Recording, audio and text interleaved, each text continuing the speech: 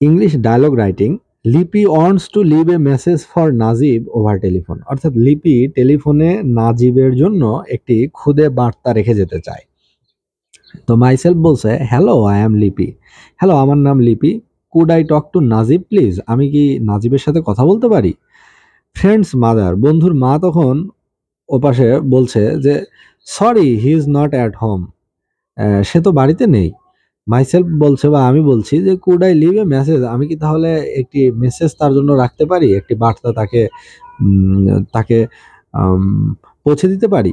Friends mother বলছে, ইয়াস of course, হ্যাঁ পারো। মাইসেলফ তখন বলছে যে, would you please tell him to see me tomorrow? যে আপনি কি দয়া করে তাকে বলবেন যে আগামীকাল যেন সে আমার সাথে দেখা করে? এই মেসেজটি আমি আসলে মানে ওর জন্য রাখতে চাচ্ছি।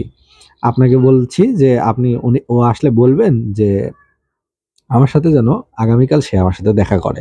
ফ্রেন্ডস মাদার বলছে, okay I will do that. হ্যাঁ নিশ্চয়ই, আমি বলবো যে তুমি ফোন করেছিলে এবং আমার ছেলে বা মেয়ে যেন আগামীকাল তোমার সাথে দেখা করে, তোমার সাথে কথা বলে। আমার ছেলে যেন আগামীকাল তোমার সাথে দেখা করে, এটি আমি বলবো।